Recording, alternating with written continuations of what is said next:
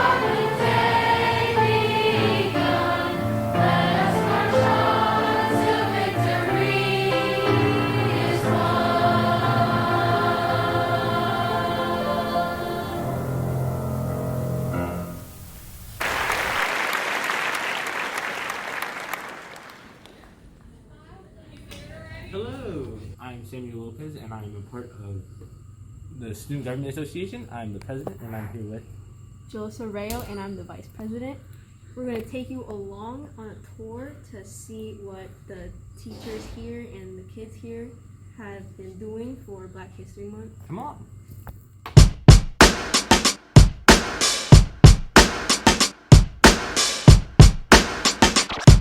Hello, we are here at room 307 and 308 for their joint tours. And can you tell us a little bit about what you did? John Lewis went to American Baptist College. And Colin Powell he served for our country, and he went to Howard University. These are all John Lewis and Colin Powell's quotes. This was written out in Braille by Paris. Thank you so much, Christian Faith in Paris, and let's move along. We're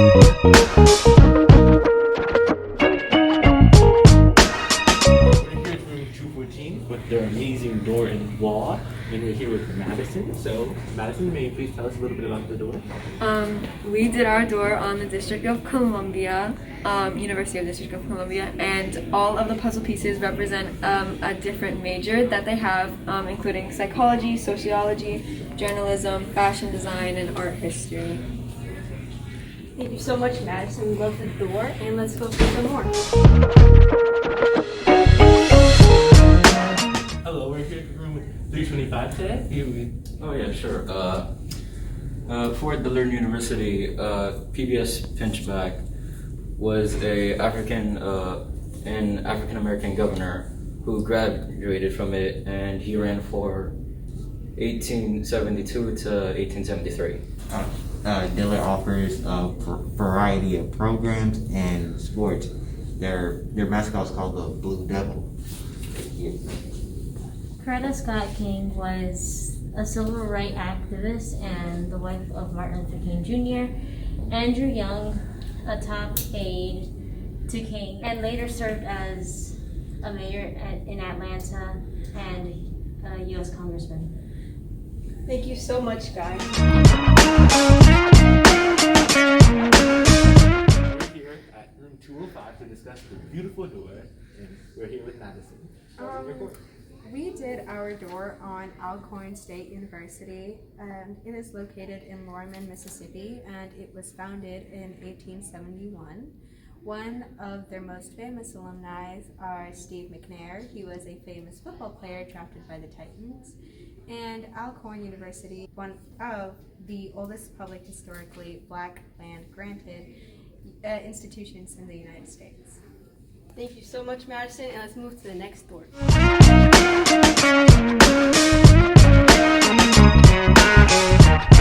here at room 321 to discuss about your doors. We're here with Kevin, so do you mind telling us a little bit about your door? Yes, there's 3 HBU baseball players that ended up in the Baseball Hall of Fame. The first one is Lou Brock that went to Southern University. Second one was Monte Irvin that went to Lincoln University. And the third one is Andrew Dawson that ended up in Florida A&M University. Thank you so much, Kevin, for letting us interview you. And now let's go to the next. We're here at room 320, and we're here with Perla? Perla, and we're here to discuss about the HBCU, so do you mind telling us a little bit about it? Yeah. Jim Brown, known as football player most don't know, best lacrosse player, only athlete in Pro Football Hall of Fame, only athlete in Pro Football Hall of Fame, College Football Hall of Fame, College Lacrosse Hall of Fame. Mr. Feldman also taught us about the history of lacrosse. Native America created the sport instead of going to war. His son plays lacrosse at Hampton University. Jim Brown played against many athletes in the NFL that came from many HBCU schools. Thank you so much, girls, and let's move on to the next one.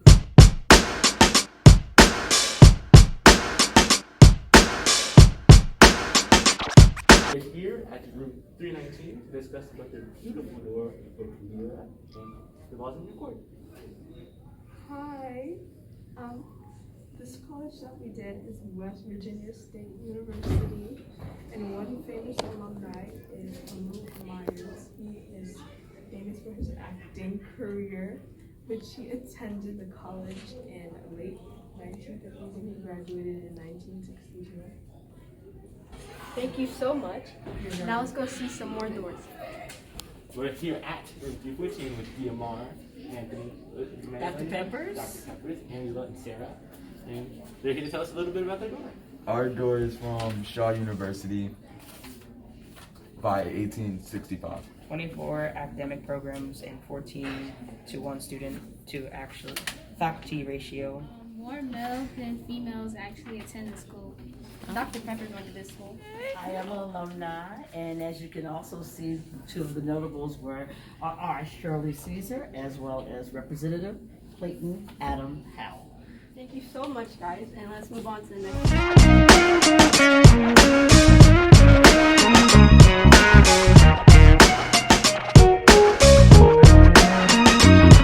So we are here at room 309 to discuss with Amr about this beautiful door he has here.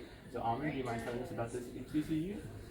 No problem. It's something that my great teachers did. Our principal, Miss Hall, our balls went there. Took place in North Carolina, and their mascot is a lion. Thanks so much.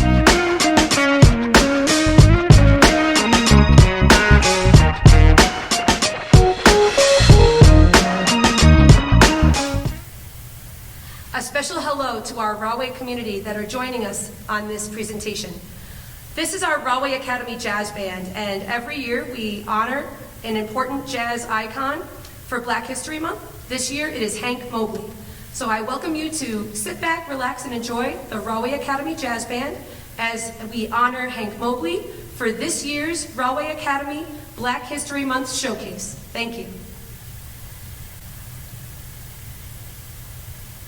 Hank Mobley was a legendary jazz tenor saxophonist and composer.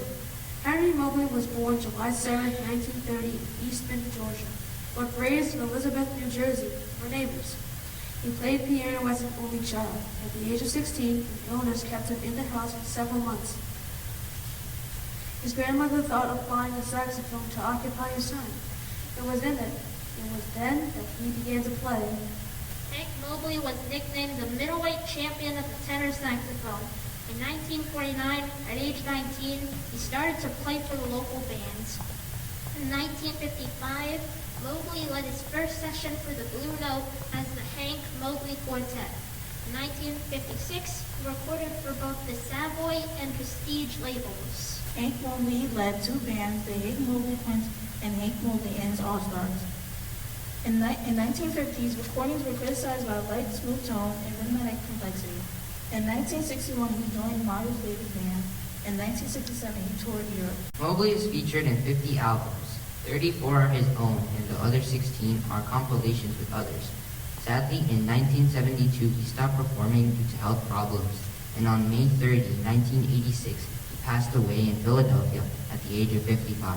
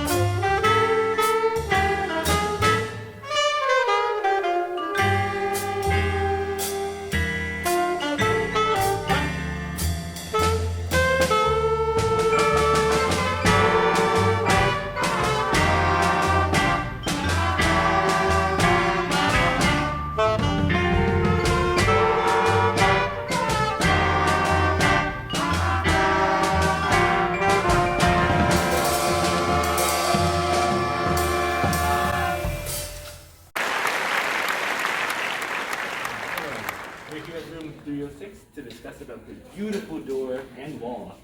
And here, one of the new partners, right? The Wall of Fame. My students every year do African praise poems to celebrate the African oral tradition. That the spoken word was that important, and through alliteration and metaphor and rhythm and rhyme, they researched notable alumni from HBCUs, and they wrote a praise poem for that person. Well, all we did was choose someone who no one really knows about from a university and write about them and show how beautiful they really are, and they do amazing things in life. Thank you so much, Samantha and Corey. And should we move on? Yes, I believe we should. Hello at home. My name is Anthony Perez. I'm the director of the Rahway Academy String Orchestra. We are celebrating this month, Black History Month, the American icon, Louis Armstrong. Louis Armstrong, also known as Satch, Dipper, Dippermouth, Satchmo, Pops, and Ambassador Sat. Louis Armstrong was born in 1901 to parents who lived in the battlefield section of New Orleans. Storyville was a well-known red light district of Crescent City. In 1913, he was sent to the Colored Waifs home. There, he learned to play cornet in the home's band, and playing music quickly became a passion. Armstrong greatly admired and spent time learning from cornetist Joe King Oliver. He would later replace King Oliver in trombonist King Ory's band. After his time in Ory's band, Armstrong was hired by pianist and band leader Kate Rabeth, who performed regularly on one of the riverboat lines on the Mississippi. King Oliver, who was leading a very successful group in Chicago, sent for Armstrong to play second cornet in his Creole jazz band. Armstrong created his most important early works, the Armstrong Hot 5 and Hot 7 recordings of 1925 through 1928, on which he emerged as a first great jazz soloist. By that time, Armstrong was playing trumpet and his technique was superior to that of all competitors. Altogether, his immensely compelling swing, his brilliant technique, his sophisticated, daring sense of harmony, his ever-mobile, expressive attack, timbre and inflections, his gift for creating vital melodies, his dramatic, often complex sense of solo design, and his outsized musical energy and genius made these recordings major innovations in jazz. One of the inventors of scat singing, he began to sing lyrics on most of his recordings, varying melodies or decorating the scat phrases in a gravel voice that was immediately identifiable. He sang intensity and creativity that equaled those of his trumpet playing. By the 1950s, Armstrong was a widely beloved American icon and cultural ambassador who commanded an international fan base. Armstrong kept touring well into his 60s. He also toured Africa, Europe, and Asia under the sponsorship of the U.S. State Department with great success, earning the nickname Ambassador Satch. Armstrong was a dominant influence on the swing era. Above all else, his swing-style trumpet playing influenced virtually all jazz horn players who followed him, and the swing and rhythmic suppleness of his vocal style were important influences on singers from Billie Holiday to Bing Crosby. More than a great trumpeter, Armstrong was a band player, singer, soloist, film star, and comedian. Published July 7, 1971 by New York Daily News. When the time comes for me to head for the pearly gates, I'll play a duet with Gabriel. Maybe it'll be Sleepy Time Down South, or maybe Hello Dolly. Louis Armstrong, the jazz man whose peerless horn gave birth to music fit for the Angels, died in his sleep at his home on 107th Street, Corona, Queens. Armstrong, who celebrated his 71st birthday 2 days earlier on the 4th of July, died of heart failure. All right, thank you. And now we will perform our rendition of Boogeyman Blues with Dipper Mouth Blues, Armstrong solo as a tribute.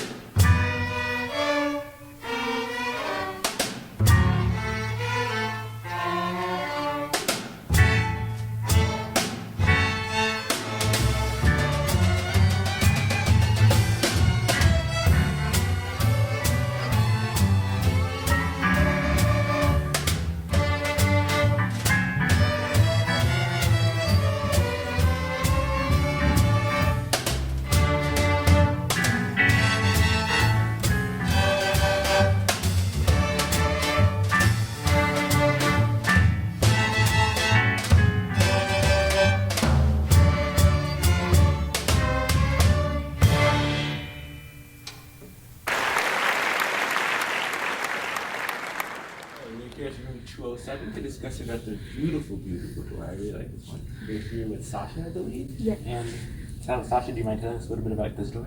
Yes, so we decided to do Southwestern Christian College. It was founded in 1948 and it is located in Texas. Okay. Thank you so much, and let's move on to